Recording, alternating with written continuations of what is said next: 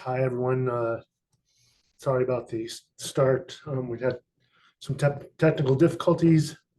Hopefully this time we can get this thing moving forward. It looks like we have resolved some of the issues, but I am still getting some emails and some phone calls, so I apologize for that. We're going to give maybe a couple more minutes since it's already 2:35, and I don't want to use up too much of everyone's time. And we'll kind of just keep plugging away here. Hope everyone's having a good day today. Today's webinar is going to be about building a cyber defense, and we'll get moving here. Hopefully everyone can see my screen. I don't like to show my face because it's always kind of a distraction, so I hope everyone's okay if they don't see me. If you don't know me, my name is Greg Tanner. I'm the CEO of Synthetic Systems, and I put these webinars on together with Checkpoint, and then we also have a lunch and learn and some in-person events that we have where we do complete demonstrations of the products and services that we offer. And if you'd like to come, please contact me at greg.tanner@syntheticsystems.com, and we'll go from there. So we'll get started today about building a cyber defense, and we will go through a number of different things today. First thing we're going to do, we'll talk a little bit about what's trending, what's really kind of happening. This presentation was built before the United Healthcare and Change attack was held. So I'll talk a little bit about kind of what's happened there. I'll talk about what else has happened in the last couple of months, that the uptake we've seen. So the Change attack or ransomware actually wasn't ransomware. It was just an attack and a data breach that shut down the healthcare exchange here in America, which affected most pharmacies, dental practices, medical practitioners, and physicians, psychiatrists, etc.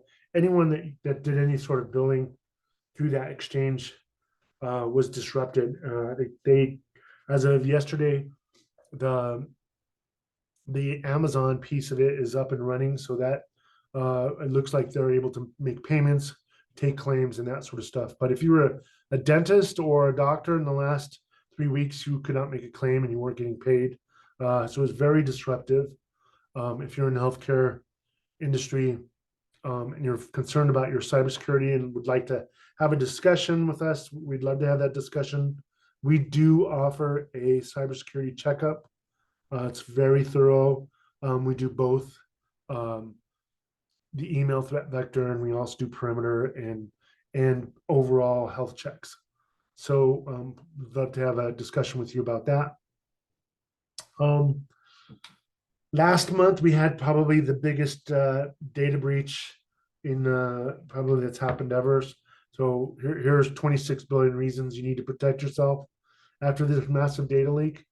Now that's not all the data that's here located here in the U.S., but some of these are in China and Korea, Japan, etc. So you'll notice that MySpace was hacked, X or Twitter, LinkedIn is a U.S. adult friend finder, and Zynga, a gaming site, also was leaked. So we've seen an uptick in data breaches across the board, and I highly recommend that you get some sort of ID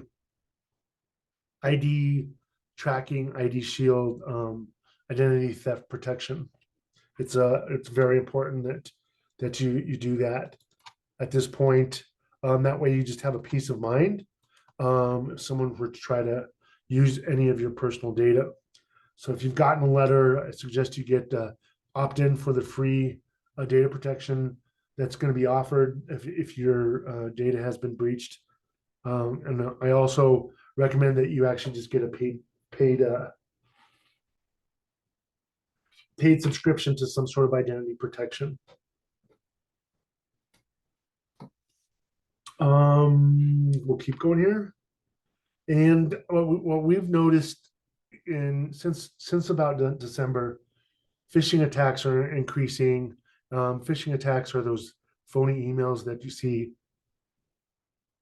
happening in your email. Those are actually active threats and attacks that are happening to you. Especially when you get those really funny looking ones that look like they came from your own domain. That's actually someone trying to spoof your domain to see if you'll click on a phishing attempt, and they'll social engineer an email trying to get you to put in your email credential and password, or maybe just give up your email credential. So be aware of those things. We see a lot of those things happening, especially with what's happening here and with what's in AI. So AI has made the criminals and thieves a lot smarter, where you would catch them with maybe poor grammar, or maybe spelling errors, or maybe the color is not perfect in the email that doesn't match the official email looks like. So AI is really helping with that. However, the great thing is we're using AI and cybersecurity to thwart those attacks. So we're able to thwart those attacks in about half a millisecond. So we'll see malicious attacks, malicious emails, and our AI will talk to all the nodes in the world. There's about 500 nodes across the world, and it will, in a half millisecond, add those malicious attacks to a list of known threats, and it will harden the security on our client side. So AI, we're using it to our advantage, and it sees a lot of stuff. The number that I read the other day was that every day there's about 4 billion AI decisions made in what we call the threat cloud, which is what we use for our cybersecurity. And those decisions are made daily. So it's ingesting and learning how to fight any sort of malicious AI. So the other thing that we're seeing now is that the cost of an attack is anywhere between $250 and $960,000. So what you could learn here could save yourself $1 million mistake. $1 million. If you get caught anywhere in this, you should be thankful, because the big threats that we've seen, like you've seen at the MGM breach, cost MGM grand $100 million. For most companies, they won't be able to recover from an expense like that. So for smaller companies, the target is larger and may have a lot more to lose, and that's why we here at Synthetic Systems are working diligently to bring enterprise class cybersecurity to small businesses. And that means you get the best security with the best ROI and the best return, total cost of ownership. Here are the problems that we've seen out in the industry and out in the wild. So most business owners perceive cybersecurity as a high cost. So that's the largest problem we see that we're always trying to overcome. So when we're talking with leaders, we find that their biggest objection is the perception that there's a high cost that comes along with having cybersecurity in place. The next thing is that cybersecurity becomes very complex just to the common manager in a business. That's what we see a lot as well. They don't understand it, so they're not sure what decision to make. And the third thing that we find is when we go into an environment is that most businesses are missing patches, or they've simply misconfigured the tools that they have in place or the technology in place. And through human error, that's how most attacks become successful. The other thing we see is that most business owners lack the time, the knowledge, or the person or the people to implement some sort of cybersecurity roadmap. And then as we go further down the road, they lack a dedicated cybersecurity resource to look to help them answer questions about cybersecurity, to help them implement a cybersecurity posture, and to help remediate any attacks that happen. So many times most business owners just don't know who to talk to. And that's where Synthetic Systems comes into play. We like to be a resource to everyone, anyone. We've seen that most attacks on small businesses result in a breach into the network of some sorts, and that most of these SMBs don't have any sort of dedicated IT team or even someone that's some sort of security expert to turn to. And then the biggest thing that we see is that most business owners underestimate the risk that they're taking for not building a cyber defense. They have the most to lose. They have the biggest target on their back. You'd be surprised about how many businesses that I talk to just seem to think that no one's really looking to getting any information or breach or any reason to attack them. So it's very it's a very glaring problem that I see. So there is risk. There's a lot of risk if you're a small business. You have a lot more to lose because any sort of breach that costs any sort of financial gain to a thief is going to make a big difference on whether or not your business can operate and flourish after an attack. So I always ask, like, do you have someone that's accountable and responsible for cybersecurity and privacy at your business? And many times I hear that their IT guy has it covered, or their IT guy is also covers cybersecurity and privacy. That's sometimes a good answer, and sometimes it's also a generic answer that and an assumption that that IT person uh, has the time to do cybersecurity or has the wherewithal to understand what's out in the landscape. To give you an example, we here at Synthetic System deal with hundreds, if not thousands, of types of attack in a week, where a typical IT person may only see maybe 10 to 100 attacks a week. So they're not seeing the depth and breadth that we are, and because we see the depth and breadth and more of them, we understand how to mitigate the risks and defeat the threats that are out there. So after all those things, obviously becoming a victim is not predestined, and prevention is at reach, and that's why we're all here, is to understand how to build a cyber defense. So the first thing is take a prevention first approach. So if you're have been around technology and IT long enough, most businesses used to take a response approach, and now that's become outdated. You have to do a prevention first, so that means prevent the attack from happening in the first place and not respond to it. So that's the first thing I like to say to people is, like, you want a cybersecurity roadmap that has prevention at the top and the forefront of your cybersecurity strategy.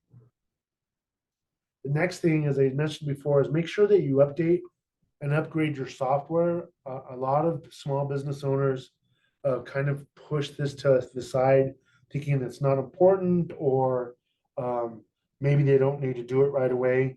And that's the biggest risk, is because the longer that you put these updates and the upgrades off, is the longer that you're at risk, because there are known vulnerabilities in the software that you currently own and you operate with. So that's really important to do. Also, you want to deploy a unified cyber security architecture. So what does that mean? You want to have all of your pieces for your cyber defense working together, and in unison. A lot of small business owners have a fragmented kind of approach. They'll have tools that overlap, you're not, which isn't bad, but you're also responding to false positives, and you're having overlap, and you're not being efficient in the way you manage your defense, and that also may cause a conflict with how you look at the data within your organization. It maybe make the data in your organization less efficient, make your system slower. There's a number of reasons why you want a unified cybersecurity architecture. Also, with a unified architecture, it also makes your um, the cost of your cybersecurity defense more effective and lowers your overall cost. Um, I see a lot of small businesses giving account control access to to the nth degree, where they only should limit it to the amount for the person to do the job. So a lot of small businesses will be like, okay, I'll make everyone an admin or a power user so that they can do the job, and I don't have to worry about, whether or not they can access a piece of data.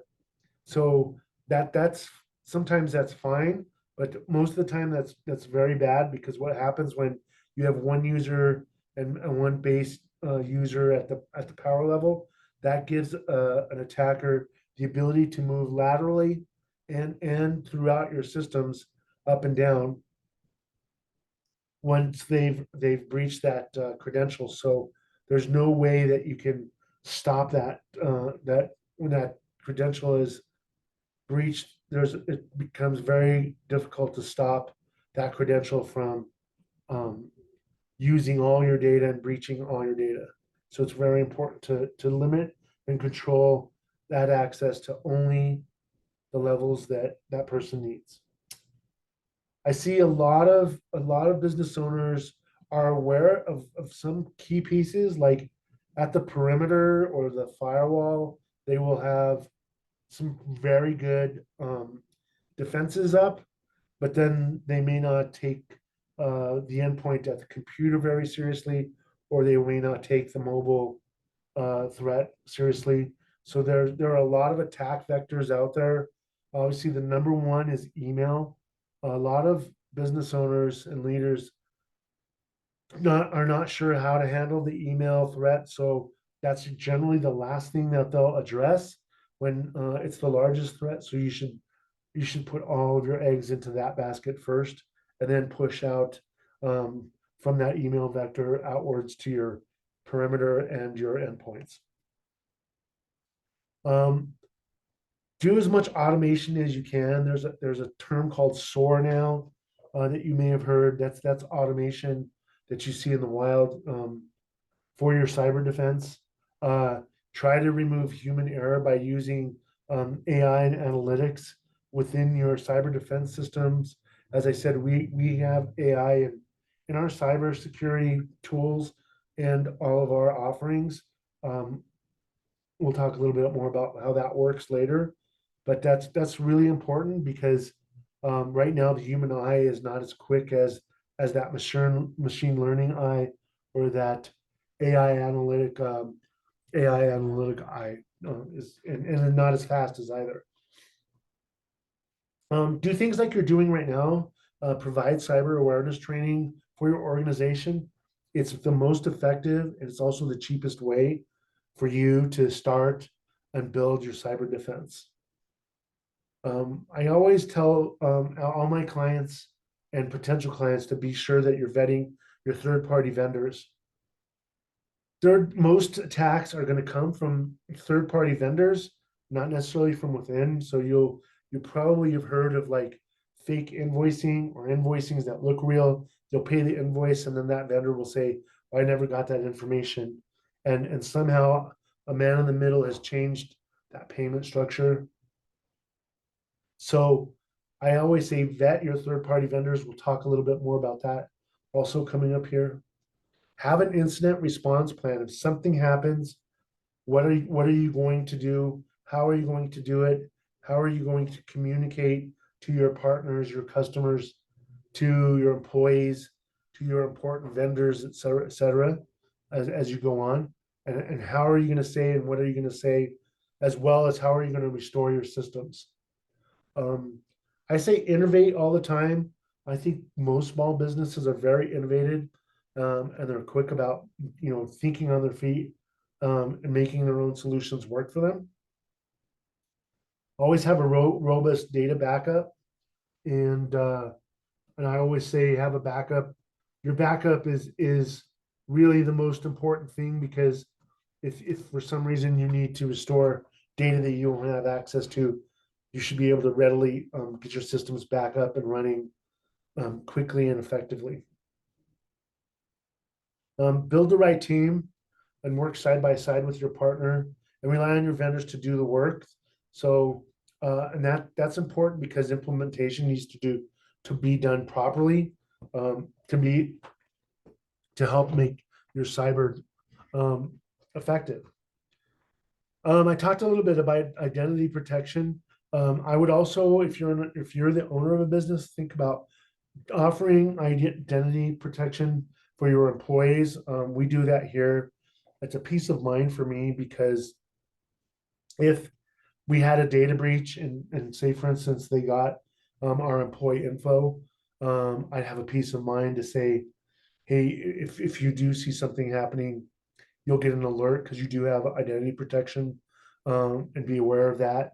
And we also, the identity protection that we use is also has a personal private investigator that will openly active cases on the employee's behalf, and that gives me peace of mind, so that my employees are still productive at work. If that there is a breach, or if there's something happening with their identity, that they have a peace of mind that someone's working on it, that they don't have to be on the phone, calling all the agencies, tracking down what's happening with their case, et cetera, et cetera. So these are all great. I'll make sure to email the slides back to you, but this is a really comprehensive list.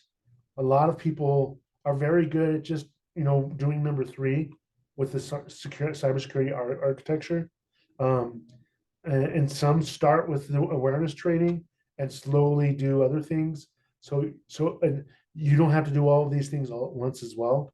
Just build out a roadmap, so that you have a plan and you can move forward, but you know that you're working towards an end goal. There is no perfect end goal. It's always going to constantly be changing. So be patient with that. We talked a little bit about AI, and one of the things that we've really done here really well at Synthetic Systems is we've taken our experience not just in tech, but more recently in AI, and we start deploying this for our clients, and it's taking the complexity out of the cybersecurity as well as tech, the management of tech, and it's also combining both of these to help the challenges for small businesses.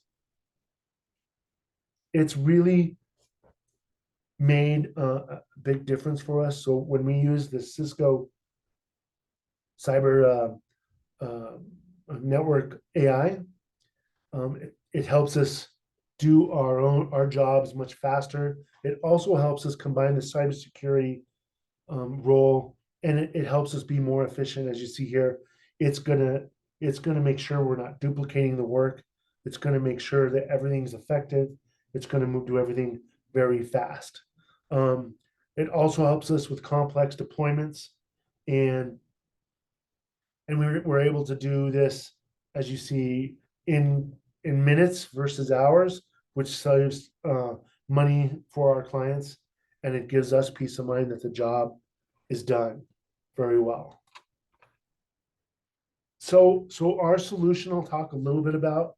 One of the things that we need, that we wanted, and these are the things that we said that our solution has to do, and that we provide to our clients. So it's got to be enterprise security. So we want the best security, and we want people to be secure, not to feel secure. Um, and that means you need a security that banks and hospitals and institutions have, because anything else is still not good enough for you. Um, Anything else will make you vulnerable to attacks and breaches. And then the second thing is, as I mentioned before, it's got to have a high return on investment. So we want something that's affordable, but we also want something that you can get a return quickly on. We'd like to take a layered approach so that you don't have to implement all of the things. You can start with some of the things and then add layers to that security, which also lowers that total cost of ownership and improves that ROI. We need something that will help with compliance because many businesses need to be compliant, either PCI compliant, HIPAA compliant, FTC compliant, CMMC compliant. So many of those compliant needs need to be met. We'd like to have something that's simplified, and something that allows us to manage many pieces and parts. So that's another need that we look for. We want something that scales from 1 to 1,000. So we have a lot of customers that have maybe 1 or 2 or 3 employees, and we have customers that have 50 to 100 employees. We need something that's easy to deploy. So it's easy to deploy for our customers. Our customers are not disrupted, and we're able to implement quickly and easily without disrupting the customers that we're working on. So, and then the last piece is the Infinity platform, which is really the module that helps us manage in single pane, manages that layered approach. It also uses what we call Threat Cloud AI. So as I said, it's got to be very enterprise available. So through devices, it's got to handle a high workload. We want to make sure it protects data, works with people, also does network. So it's very comprehensive. We need it to work on Apple and Android, which it does. We want it to work on Apple and Windows endpoints. We also need it to work in the cloud. So we would need to work on the cloud. We need it to work on premise, and we needed to also have a combination of both, which is called hybrid. So we also need something that, like I said, is compliant, and that this is compliant, a compliant solution. And this is our what we call our Infinity portal, when it's where our AI tells us what happened. Is it a real attack? Is there an impact? Is it clean and complete? What were the forensics that happened? Those sorts of things, and we're able to do this for single solopreneurs, and we're also able to do it for mid-sized businesses up to 100, all at the same time. And here's our threat cloud. So through hundreds of millions of sensors and devices, that means clouds, cameras, phones, and things that's in the cloud, all the gateways, firewalls, etc. And it learns through machine learning and AI, and it helps all of our clients stay strong and safe. So when we see the types of attacks out in the wild, we trace them back to either directly or indirectly to third parties. So that's your vendors, whether it's a bookkeeper, a plumber that you use, a painter, a consultant, anything like that. That's kind of what happens. So that's why we're so involved with our clients on the third party vendor risk piece. So in our Vantage product, which you see here, we go through and we develop a roadmap for our clients, and you'll be able to share this with your vendors. And so in this case, this is ours, and we shared this with our bank recently. to show that we had a security roadmap because they wanted to know what our security roadmap was and whether or not we were doing cybersecurity on ourselves because they didn't want to lend us a large sum of money and be vulnerable to an attack and then us not be able to pay that money back. Here's our compliance piece on the far right. And obviously, it says it's trusted by us ourselves. These are the documents that get loaded up. These are our policies. Some of them are acceptance of policies, our incident response policy, our system security plan is up here. It gives us a risk profile on the backside, tells us about our product security, whether it's complete or whether it's in progress, are these buttons that you see here. You see these reports, whether it's complete or whether it's in progress. So we have here under reports, the pen test report. It's actually in progress at this point. When we finish that pen test report, it'll turn full green and complete. You'll see our self-assessments, what our data security looks like. We don't have an app per se that we've built out. Our third-party vendor Checkpoint has their own app, and we're simply a broker for them. We talk about legal, if we have cyber insurance. We talk about data privacy. Are we using cookies? That sort of stuff. That stuff's very important as well. We talk about access control, what kind of password policies we have, that sort of stuff. We talk about infrastructure. We talk about endpoint security, network security, policies, and then security grade. That security grade comes from a third party called Security Scorecard, which uses a special AI report that will go out and search the web for what type of risk your company is at. So this gives you a roadmap of which direction you're going to go through. You don't need to be as complete as ours because obviously we have a substantial risk being a cybersecurity company. But this is something that comes with this Vantage piece of it that we help with third-party risk. So again, we offer that high enterprise security, high ROI, layered approach, compliant, simplified management, scales 1 to 1,000, easy to deploy, et cetera. So I would recommend if you're talking to your IT person or you're shopping around for a cybersecurity subject matter expert, these are the things that you should have in the back of your mind, and you should ask them what are they doing to meet these needs, and ask them how they're doing that.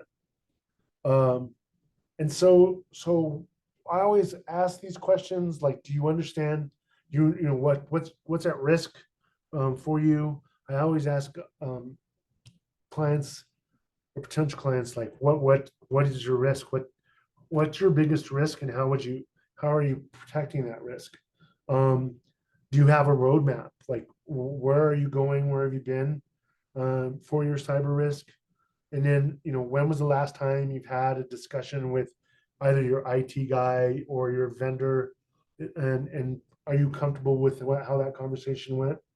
And I always say have a training program for your employees. And that's it. That's how we build a cyber defense plan. I left a number of minutes. We usually go about 40 minutes or so in total because I know everyone needs to get back to their day, and I hate to go over. Sometimes we go over, a half hour just based on Q&A. So again, I want to thank Checkpoint Research. We do these together. I use all of their data. We love their products. They have software, they have firewalls. They are in the magic quadrant for the Fortune 100 in the world, and it's a great product. And we we've figured out how to use this enterprise class software for small businesses. I'm gonna go ahead and stop the share. I'm gonna open the floor for some questions, and we'll go from there. So the first question was about identity protection, and if I have any recommendations. I do. Our favorite recommendation has been ID Shield. If you use Legal Shield and ID Shield, they come to you guys. You can get them separately, but we use ID Shield. And that the number one reason is because they do have a private investigator that will work on your behalf on your case. I have used other ID protection. I've used LifeLock. I've used Norton, and I've used Experian. Um, all to which I don't know really what I got from them. And luckily I never paid for it because I never got anything once they signed me up for it. I never got an email, I never got alert, or I never got anything, and that includes for valid credit checks against my credit. So I don't know. I didn't have a great experience with those, but I've had a great experience with ID Shield.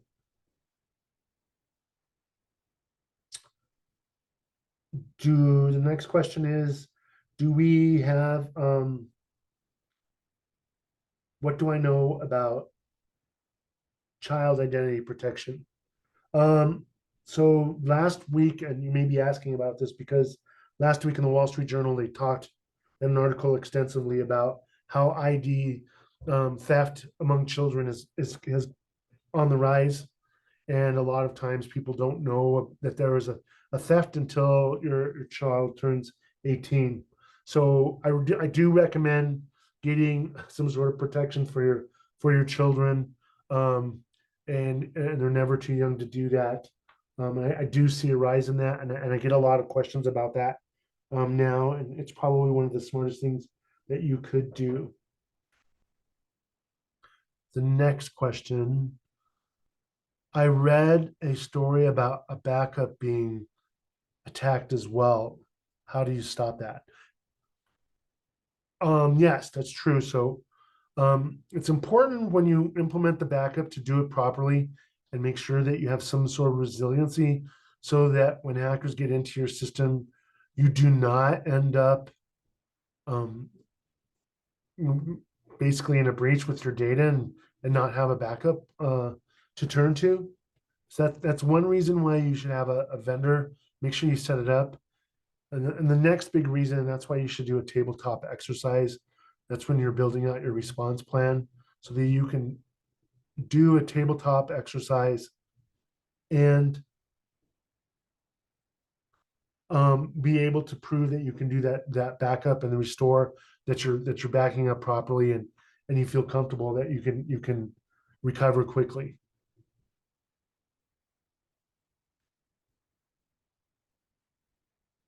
How do you deal with all of the passwords?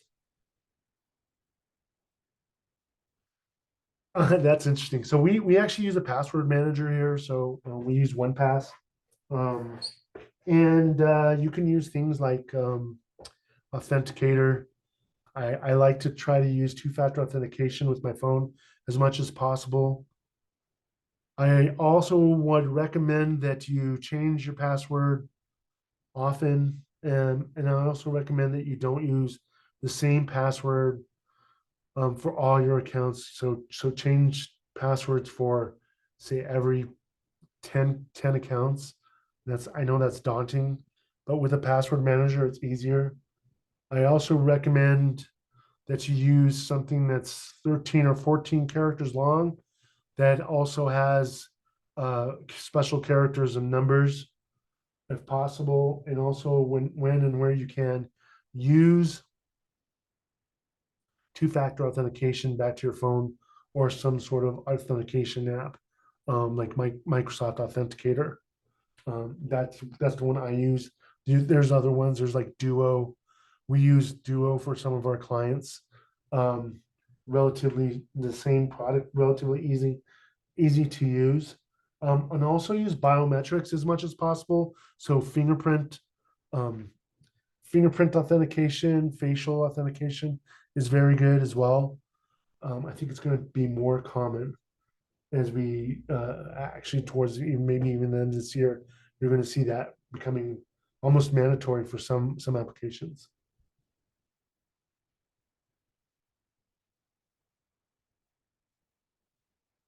Let's see here.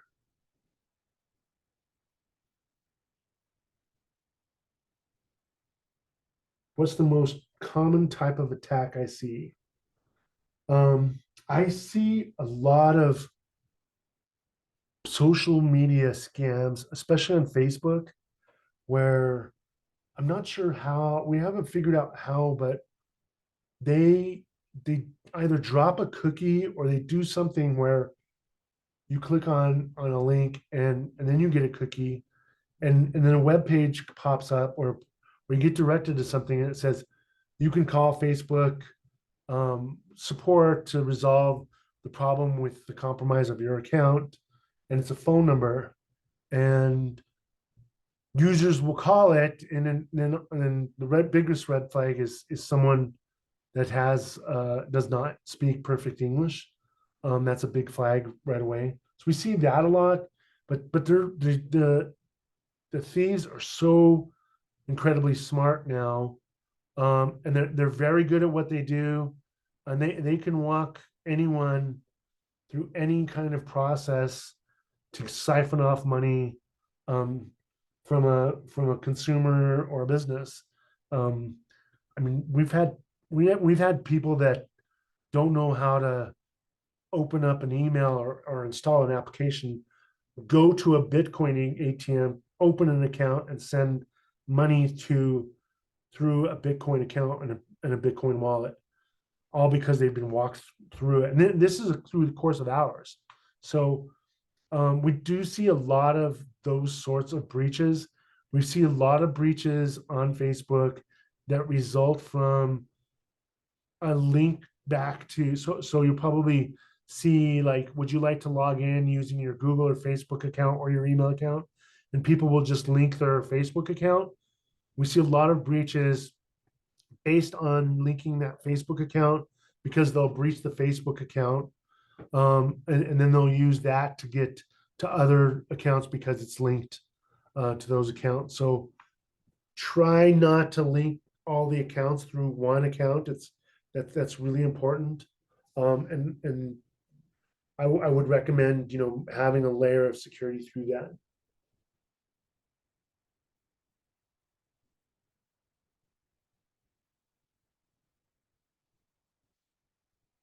What do we recommend for phones? We recommend an endpoint solution for phones.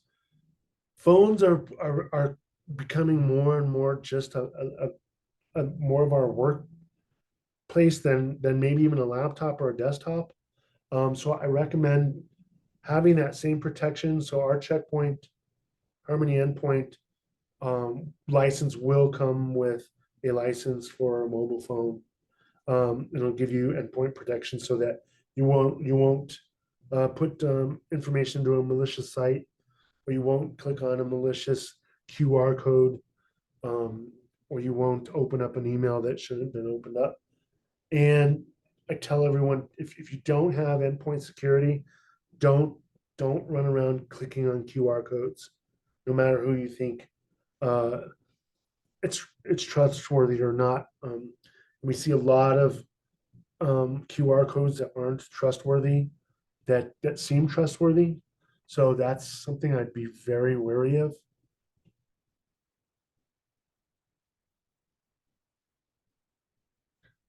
How do hackers copy my domain? Oh, yeah. So it's called spoofing. Um, what happens when most small business owners, in the old days, you didn't have to worry about this, but now when you register a domain, you do not use your key. There are certificates out there. So like if you've set up your website, you know that now you have to have a certificate on your website. One, because Google demands it for SEO, but two, it's a way for people to know that their data is secure and that you're a secure site, and then that you say you are who you say you are. And so they'll do that piece on the website, but they'll forget to do that piece um, on the email side. There's a DKIM marking and another marking also in your MX record. And what you do is you take a certificate, you put a certificate in that's public and that's private. And because those keys match, it'll only allow when both those keys match together, it'll only allow to send from that domain. If you do not have those keys, hackers know how to spoof your domain. So it'll look like it came from Synthetic Systems or it came from um, Santiago's restaurant. And so if you do not have keys like that, that's how spoofing happens. And you'll see that a lot, like with a lot of small vendors. So there's a tool out there called MX Toolbox, and they have an automated process, and they will input the domains of, let's say, all of the roofers or all of the contractors, or I think they did one for all the auto hail repair.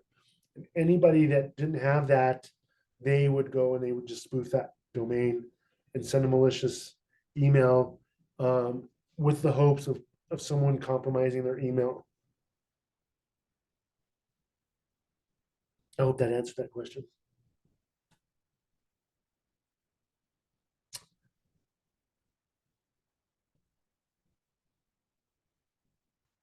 So how would I get started?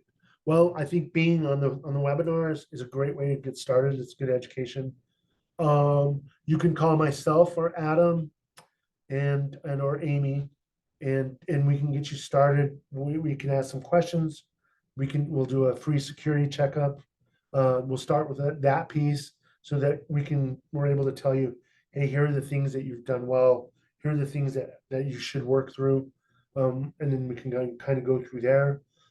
If you want to just talk about how Checkpoint and our Harmony product works, our Harmony product, Harmony Endpoint, which is the very basic software for endpoint. I always tell everybody what the price is. It's $299 per user per year. So it's about $30 a month. So it's very affordable for what you get. And then for the email and compliance, email and collaboration, I'm sorry, not compliance. And that piece covers your email threat vector. So that is the AI that sits within your email and learns who are malicious senders, what is spam, who are trusted email communications with, that sort of stuff. That is, and you have to have a corporate email, so it won't work if you have a Yahoo or a Gmail address. But that cost of that is $199 per year per user. So that's about $19 a month. So those are the price points that we start at. And I think when you look at what kind of other cybersecurity solutions are out there and how it works, it's very competitive. Usually, if you're a small business and you have to implement cybersecurity on a small scale, you're still going to spend thousands and thousands of dollars. And I think that's one of the reasons people like us so much, is that we offer a comprehensive solution that's again high IOI, high ROI, and low T total cost of ownership. So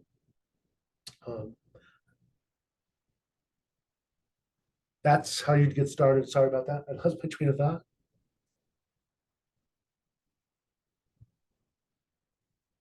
Will this webinar be available? Yes, we are recording it. I'm hoping that everything works out great. Our first 2 or 3 forays, for some reason, nobody was able to get in. I'm not sure why. And we'll record that. I will also make sure you get the slides as well if you've been registered. And I'll wait for some more questions.